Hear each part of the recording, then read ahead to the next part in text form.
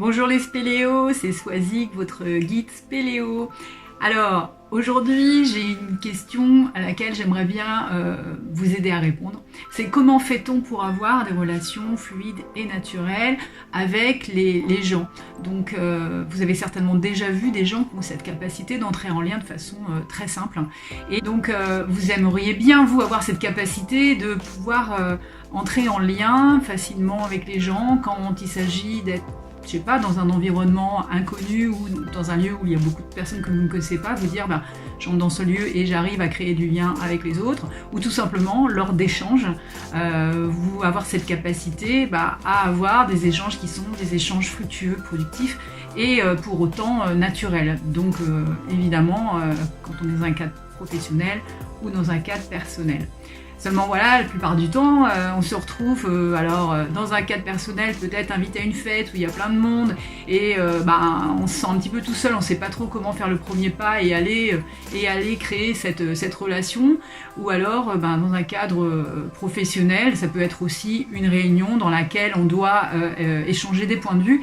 Seulement, ça se passe pas forcément toujours bien et vous pouvez ressortir de là contrarié, déçu peut-être parce que finalement les choses se sont pas déroulées comme vous le souhaitiez et donc l'objectif n'est pas atteint. Donc ce que je vous propose aujourd'hui, c'est de vous présenter en fait 3 erreurs qui sont souvent malheureusement faites et qui bloquent un peu la relation et vous empêchent d'être dans une relation fluide finalement. Alors vous êtes prêts? La première erreur à éviter, c'est de parler de soi. Alors attention, ça ne veut pas dire qu'il ne faut jamais parler de soi, la question elle n'est pas là. Mais c'est que quand vous voulez entrer en lien, créer du lien ou avoir un lien de qualité avec quelqu'un, apprendre à s'intéresser d'abord à l'autre, à ce qu'il vit, à la réalité qui est la sienne, c'est le meilleur moyen pour pouvoir créer un premier contact ou tout au moins préparer les bases d'un contact qui après va devenir un contact fluide et un contact productif et constructif surtout. D'accord? Donc ça c'est la première clé, c'est d'abord éviter de ne parler que de vous. D'accord? Parce que pourquoi c'est intéressant de s'intéresser à l'autre et de poser des questions? Voilà.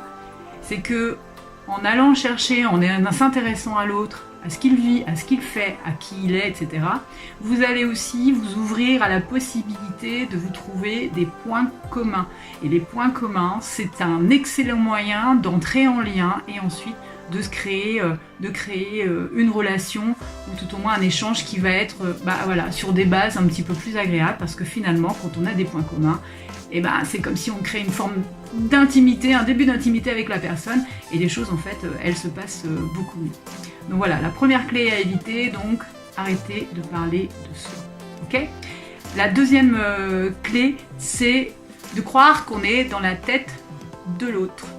Alors on va arrêter de penser qu'on sait mieux que l'autre, qu'on sait ce que l'autre devrait faire, qu'on sait ce que l'autre devrait dire, d'accord? Alors ça, j'ai presque envie de dire que c'est encore plus vrai dans les relations de couple, n'est-ce pas? Combien de fois on s'imagine que, oui, s'il m'aimait, il ferait ça, ou franchement, il sait bien que, je lui ai dit que, c'est évident que, non, en fait, ça l'est pas. Alors considérez que la personne en face de vous ne sait pas ce qui se passe dans votre tête, d'accord? Donc, apprenez à exprimer clairement les choses de votre point de vue et grâce justement au fait que vous apprenez à poser des questions à l'autre pour le faire parler, vous allez comprendre de mieux en mieux l'univers dans lequel il évolue et ce sera également beaucoup plus facile pour vous ensuite de comprendre et d'établir aussi une relation où finalement vous n'allez plus être en train d'essayer de parler de vous, mais vous allez avoir la capacité à vous projeter dans ce que vit l'autre, dans ce qu'il traverse, et la relation entre vous sera encore plus fluide et aussi beaucoup plus empathique naturellement. Voilà. Donc la deuxième clé, on fait en sorte d'arrêter de croire qu'on est et de penser qu'on est dans la tête de l'autre. Donc, on n'est pas dans la tête de l'autre. Ok ? Si je vous demande là tout de suite, est-ce que vous savez à quoi je pense ? Eh bien, vous allez me dire au hasard, et ben moi je pense à un mot, je pense à mon piano par exemple, vous étiez incapable de le savoir, et ben voilà, pensez ça, quand vous imaginez que l'autre sait ce que vous pensez, interrogez-vous finalement, est-ce qu'il a une espèce de scan incroyable et qui peut lire dans mes pensées? Je crois que ça n'existe pas encore, sinon je crois que la personne qui arrivera à inventer ça, je pense, elle fera fortune. Voilà, la troisième clé, et alors là c'est une clé mais alors majeure surtout, c'est arrêter de vouloir avoir raison. Oui, parce que vous avez remarqué, comme dans les échanges qu'on a entre nous, ce besoin d'avoir raison, d'imposer son point de vue, mais tort ou raison, dans la mesure où on n'est pas sur des choses qui sont factuelles, c'est-à-dire que si vous n'avez pas des chiffres à la clé, des choses extrêmement factuelles à présenter, la réalité, tort ou raison, finalement, ça va dépendre du contexte. Et donc, ce qui est vrai dans un contexte n'est pas forcément dans un autre. Ce qui signifie que pour vous, ce que vous pensez avoir raison sur un point, mais la personne en face, dans son contexte, elle, c'est peut-être pas comme ça qu'elle voit les choses, et elle a peut-être aussi un autre point de vue qui est un point de vue différent, et pour autant qui est aussi valable que le vôtre. Donc vouloir avoir raison, c'est finalement vouloir imposer à l'autre sa façon de penser, sa façon de voir les choses, et malheureusement c'est là où ça crée souvent des frictions.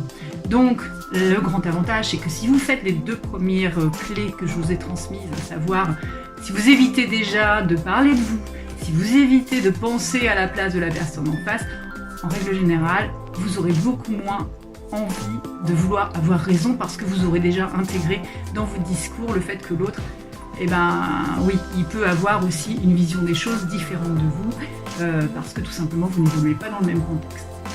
Voilà, c'était les 3 clés, donc je vais vous les répéter parce que c'est important pour le cerveau. 3 fois, on répète, on enregistre, on se souvient. Première clé, on évite de parler de soi, ok? Deuxième clé, on arrête de croire qu'on est dans la tête de l'autre. Et la troisième clé, on arrête de vouloir avoir raison. Voilà, c'était mes 3 erreurs à éviter, donc pour avoir des super relations avec les autres, ok?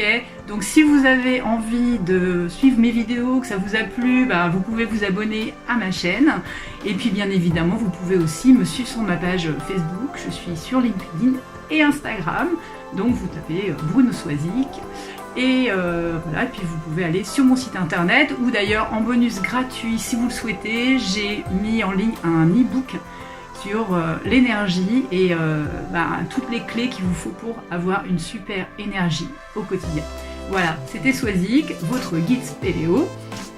Je vous dis à bientôt, et surtout pendant ce temps-là, vous n'arrêtez pas et vous allez chercher vos petits trésors intérieurs. Voilà, je vous embrasse, à bientôt, ciao!